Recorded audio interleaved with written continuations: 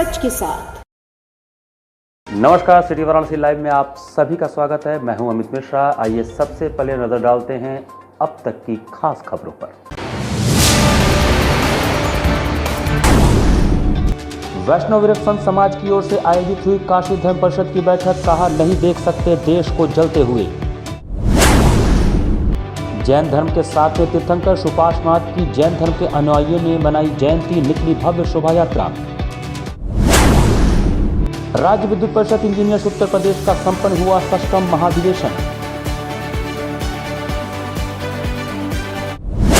और सिगरा स्टेडियम का swimming pool 3 दशक की सेवा के बाद रिटायर, स्मार्ट सिटी के तहत नए स्विमिंग पूल का निर्माण शुरू। और अब समाचार विस्तार से। सुदामा कुटी में वैष्णव विरक्त संत समाज की ओर से इस्लामी जिहादियों के आतंक से भारत को बचाने के उद्देश्य से धर्म परिषद की बैठक हुई। वैष्णव विरक्त संत समाज की ओर से सुदामा कुटी में काशी धर्म परिषद की बैठक इस्लामी जिहादियों के आतंक से भारत को बचाने के उद्देश्य से बुलाई गई। काशी धर्म परिषद ने पातालपुरी मठ के महंत बालक दास महाराज की अध्यक्षता में शुक्रवार को देश भर में जुमा की नमाज के बाद नमाजियों द्वारा की गई हिंसा के लिए निंदा प्रस्ताव पारित किया। सुदामा कुटी में जुटे संतों, महंतों एवं आचार्यों ने शुक्रवार की घटना को भयावह और भारतीयों को डराने वाला बताया। जिस तरह से इस्लामी जिहादी नमाज पढ़ने के बाद सड़कों पर देश को जला रहे हैं, उसे संत समाज कभी बर्दाश्त नहीं करेगा। काशी धर्म परिषद की बैठक में नुपुर शर्मा का गला काटने और रेप की धमकी की कठोर निंदा की गई और इस्लामी जिहादियों पर तत्काल अंकुश लगाने की सरकार से अपील की गई। काशी धर्म परिषद के अध्यक्ष महंत बालक दास ने कहा कि देश चल रहा है, हमारे मंदिर तोड़े जा रहे हैं, हमारे भगवानों का रोज अपमान किया जा रहा है। हम कानून के रास्ते से ही इस्लामी जिहादियों के खिलाफ कार्रवाई चाहते हैं। देश को जलने से बचाने के लिए संत समाज सड़कों पर उतरेगा। हम सभी पंथों, अखाड़ों एवं नागाओं से वार्ता कर बड़ा फैसला लेंगे। शिवलिंग में छेद करने वाले इंतजामिया कमेटी के सदस्यों के खिलाफ FIR दर्ज करवाएंगे। काशी धर्म परिषद ने शुक्रवार को नमाजियों द्वारा की गई देश भर में हिंसा के लिए निंदा के साथ 16 प्रस्ताव पारित किए, जिसे देश भर के धर्माचार्यों, राज्य सरकारों और भारत सरकार को भेजा जाएगा। बैठक में प्रमुख रूप से पातालपुरी मठ के पीठाधीश्वर महंत बालक दास जी महाराज, सुदामा कुटी के महंत राघव दास महाराज, राम जानकी मठ बुलानाला के महंत अवध किशोर दास महाराज, महंत अवधेश दास महाराज, महंत प्रमोद दास महाराज, महंत सत्यनारायण दास, नारायण दास, डॉक्टर श्रवण दास, महंत रामेश्वर दास, महंत राम शरण दास, महंत सिया राम दास, कोतवाल मोहन दास, कोतवाल विजय दास, महंत श्री राम दास ने विचार व्यक्त किया। क्या सिखाया जा रहा है उस नमाज में, जुम्मा की नमाज में कौन सी चीज पढ़ाई जा रही है जो कि लोग बाहर आते ही बौखला जाते हैं और इस बार पत्थरबाजी करने लगते हैं और प्रशासन के ऊपर पत्थरबाजी करने लगते हैं, लोगों को पत्थर फेंकने लगते हैं, घरों पत्थर फेंकने लगते हैं। ये कब तक आकर अराजकता चलेगा? इसलिए अब इस पर जो जुम्मे की नमाज है उस पर तत्काल बैन करना चाहिए और वहाँ पर CC कैमरे लगा करके देखना चाहिए कि वहाँ पर क्या क्या पढ़ाया जा रहा है और क्या सिखाया जा रहा है, क्या किया जा रहा है। तो इन सारी चीज़ों पर आज संत समाज ने बैठक की है कि इस प्रकार की अराजकता होगी तो देश अशांत हो जाएगा और हम देश को अशांत नहीं करना चाहते हैं। आज अगर जिस प्रकार से बलात्कार का धमकी दी जा रही बेटी के ऊपर, अगर किसी प्रकार का कुछ भी होता तो ये जान लीजिए फिर ये संत समाज शांत नहीं रहेगा। नागा साधु 18 लाख नागा साधु सड़क पर उतरेगा और पूरी संत समाज सड़क पर उतरेगी। माहौल क्या होगा इस चीज को आप अनुभव कर सकते हो। अभी हम लोगों ने आज 16 प्रस्ताव पारित किए हैं। उसमें मुख्य तो जैसे कि नमाज पर जो प्रतिबंध होना चाहिए, जो जुम्मे की नमाज होती है और जो ग्रिल पर वो की गई है, चोटिल पहुंचाई गई, उस पर मुकदमा FIR होगा। शनिवार को जैन संप्रदाय के 7वें तीर्थंकर सुपार्श्वनाथ जी की जयंती पर भव्य शोभा यात्रा निकाली गई। जैन संप्रदाय के 7वें तीर्थंकर सुपार्श्वनाथ जी की जयंती के उपलक्ष्य में शनिवार को जैन धर्मावलंबियों ने शहर में एक भव्य शोभा यात्रा निकाली। शोभा यात्रा मैदागिन के दिगंबर जैन मंदिर से शुरू हुई तथा शहर के विभिन्न मार्गों से होते हुए भदानी घाट पहुंची। भदानी में ही तीर्थंकर सुपार्श्वनाथ जी ने जन्म लिया था। काशी में 4 जैन तीर्थंकरों ने जन्म लिया था। इन्हें मंगल कारक भी कहा जाता है। सुपार्श्वनाथ जी उनमें से एक थे। शोभा यात्रा में शामिल महिलाएं और पुरुष भजन गाते चल रहे थे। 1008 भगवान सुपार्श्वनाथ जन्म जयंती है और इस समारोह में रथ निकलता है, चांदी का रथ निकलता है, चांदी की नालकी निकलती है और जैन समाज इकट्ठा होता है और बहुत ही धूमधाम से मनाया जाता है। यह रथ भेलूपुर पार्श्वनाथ जयंती से पार्श्वनाथ दिगंबर जैन मंदिर से होते हुए और भदैनी घाट आता है यहाँ पे सुभाष नाथ भगवान का जन्म स्थान है। एसीपी ट्रैफिक अमित कुमार और ट्रैफिक इंस्पेक्टर पंकज तिवारी ने पांडेपुर में अतिक्रमणकारियों को चेतावनी देते हुए अतिक्रमण हटवाया।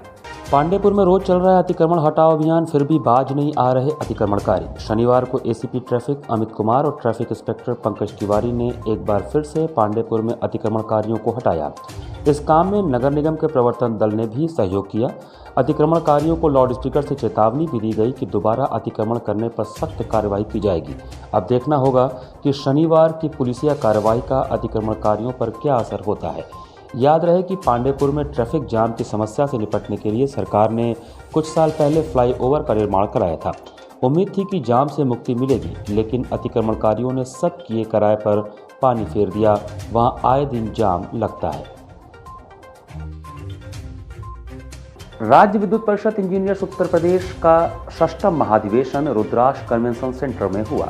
वाराणसी के सिगरा स्थित रुद्राक्ष कन्वेंशन सेंटर में राज्य विद्युत परिषद इंजीनियर्स उत्तर प्रदेश 6वां महाधिवेशन आयोजन किया गया।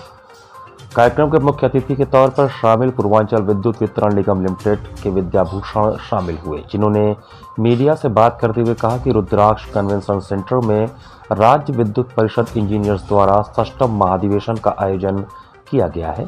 इसमें विद्युत परिषद जूनियर इंजीनियर्स के द्वारा उठाए गए मुद्दों का हल निकालने का कार्य किया जाएगा।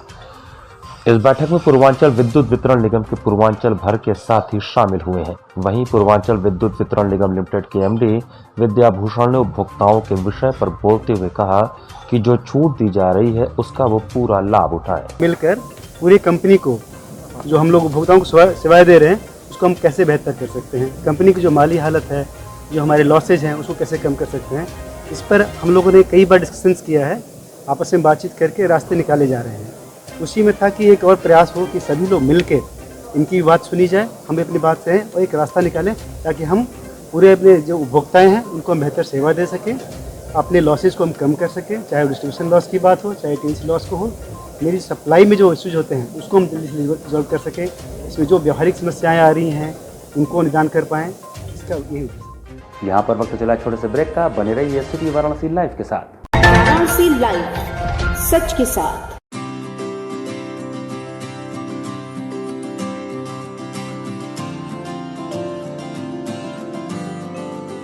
We know how to shine, we know how to rise. We are nurtured with the best, having fun and some rest. We are learning today, we will lead tomorrow.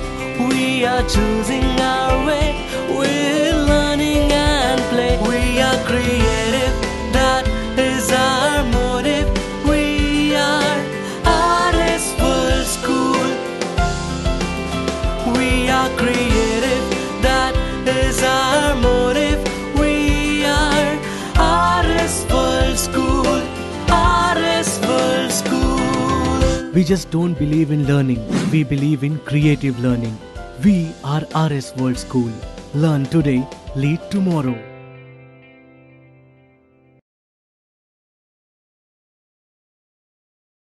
सन 2022 में यदि आपका सपना है BHU या देश के किसी सर्वश्रेष्ठ विश्वविद्यालय में एडमिशन लेने का, तो आप कर सकते हैं अपने सपनों को साकार संकल्प ट्यूटोरियल्स के साथ।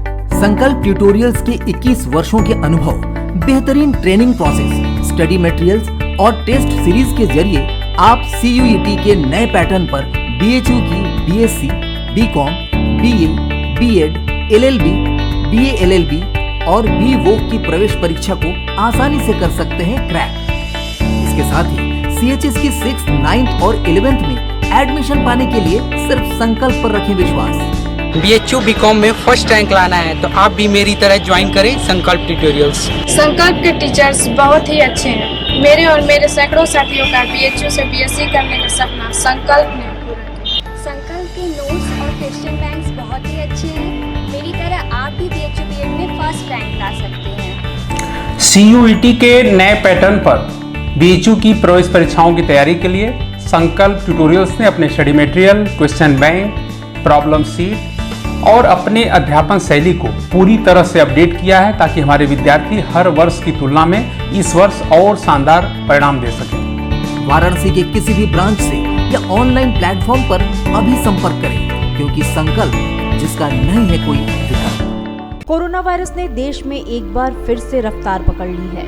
ऐसे में जरूरी है कि सभी लोग पूरी एहतियात बरतें। घर से बाहर निकलते समय मास्क का सदैव प्रयोग करें। समय समय पर हाथों को सैनिटाइजर से सैनिटाइज करें। ज्यादा भीड़ भाड़ वाली जगहों में जाने से बचें। 2 गज की दूरी का पालन करें। स्वस्थ रहें, सुरक्षित रहें। जनहित में जारी वाराणसी लाइव।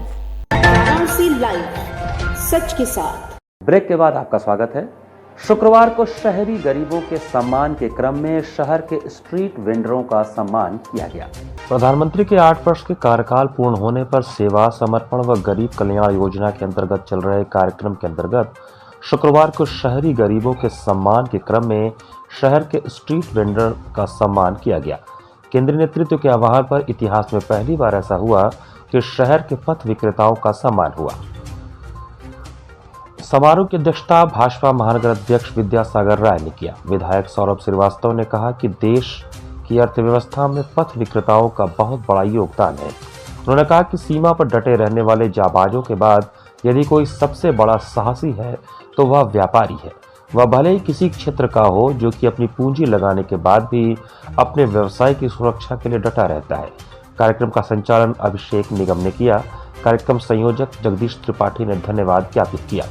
इस दौरान महानगर अध्यक्ष विद्यासागर राय, महापौर मृदुला जायसवाल, विधायक सौरभ श्रीवास्तव, परियोजना अधिकारी जया सिंह, जगदीश त्रिपाठी, संजय जायसवाल, दिनेश यादव, मदन मोहन दुबे, संदीप श्रीवास्तव, मन्नू राय, ऋतिक मिश्रा आदि मौजूद रहे।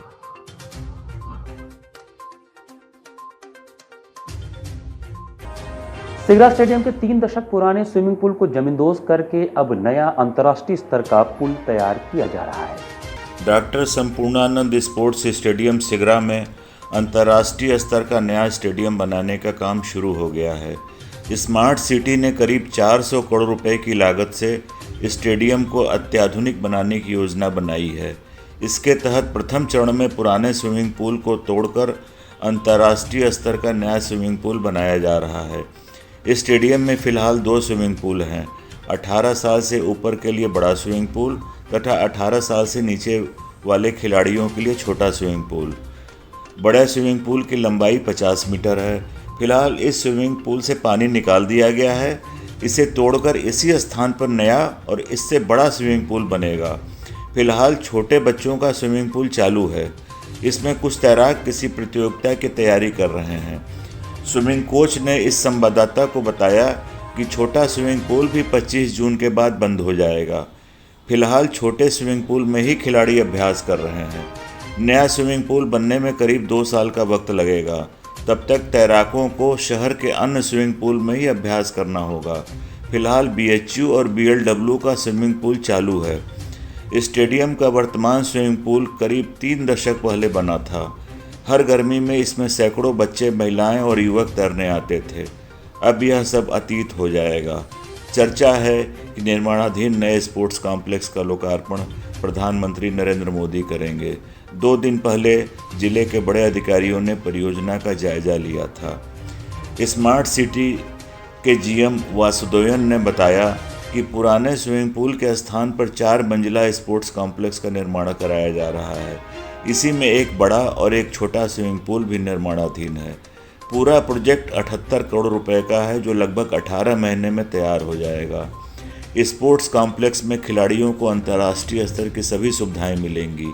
यहाँ अंतर्राष्ट्रीय स्तर की प्रतियोगिताएं भी आयोजित की जा सकेंगी। सारे स्विमिंग के ही हैं, चाहे छोटे हों चाहे बड़े हों। अच्छा। ये जब वो बन जाएगा तभी टूटेगा? सब एक साथ टूटेगा। 25 तारीख के बाद टूटना शुरू हो जाएगा। 25 तारीख के बाद, 25 जून के बाद। तो ये बच्चे कहाँ जाएंगे फिर? अभी टूर्नामेंट मेरठ है। अच्छा। मेरठ खेलने जाएंगे। अभी 2 नेशनल में सिलेक्शन हो गया है। हाँ। सब जूनियर में। अच्छा। अभी नेशनल खेलने जाएंगे सब। 18 महीने का प्रोजेक्ट का ड्यूरेशन है। हाँ। अभी स्टार्ट किया हम लोगों ने, तो कम से कम 12-15 महीने तो लगेगा। ठीक है, कोई नहीं। और कितने का प्रोजेक्ट है ये प्रोजेक्ट जो है पूरा 78 करोड़ का है। 78 करोड़ का सिर्फ ये पूरा 4 मंजिल की स्पोर्ट्स कॉम्प्लेक्स बन रहा है। अच्छा अच्छा, that includes the swimming pool also. Yes sir. तो इसमें मतलब उसी स्पोर्ट्स कॉम्प्लेक्स का ही पार्ट रहेगा स्विमिंग पूल? हाँ जी हाँ जी। अच्छा, इसमें अभी फिलहाल 2 हैं, एक बड़ों के लिए एक बच्चों के लिए, तो ऐसा ही आगे भी बनेगा? हाँ जी हाँ जी। अच्छा अच्छा, और इसमें क्या इंटरनेशनल लेवल के कुछ और भी मॉडिफिकेशन होंगे, क्या होंगे? हाँ जी, काफी सारे मॉडिफिकेशन है। प्रेमलता निजी ITI कॉलेज प्रांगण में उत्तर प्रदेश सरकार की प्रभावी योजना यूपी फ्री टैबलेट स्मार्टफोन योजना के तहत स्मार्टफोन वितरित किया गया। आदर्श नगर कोनिया स्थित प्रेमलता निजी ITI कॉलेज के प्रांगण में उत्तर प्रदेश सरकार की प्रभावी योजना यूपी फ्री टैबलेट स्मार्टफोन योजना 2021-22 के अंतर्गत टैबलेट और स्मार्टफोन वितरण एवं शैक्षिक टेक्निकल इंस्टीट्यूट का शुभारंभ शहर दक्षिणी के विधायक नीलकंठ तिवारी के कर कमलों द्वारा फीता काट कर किया गया। इस मौके पर ITI कॉलेज के प्रबंधक रामाश्रय प्रसाद कुशवाहा के द्वारा मुख्य अतिथि को पूरे संस्थान का अवलोकन कराया गया। कार्यक्रम में आदर्श ज्ञान कुंज बालिका विद्यालय की छात्र छात्राओं को योग प्रशिक्षण का प्रशस्ति पत्र वितरण के साथ प्रेमलता ITI के 32 प्रशिक्षणरत छात्र छात्राओं को यूपी फ्री टैबलेट स्मार्टफोन योजना के तहत टैबलेट का वितरण हुआ। भारत सरकार से मान्यता मिली है, ओ लेवल की मान्यता मिली है और जिसका आज उद्घाटन हुआ है और प्रेमलता ITI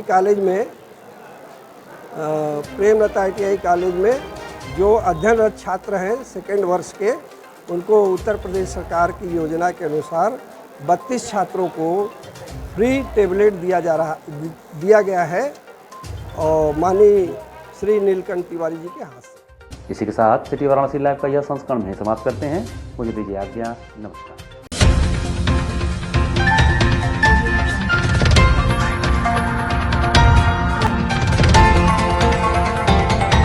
वाराणसी लाइव, सच के साथ।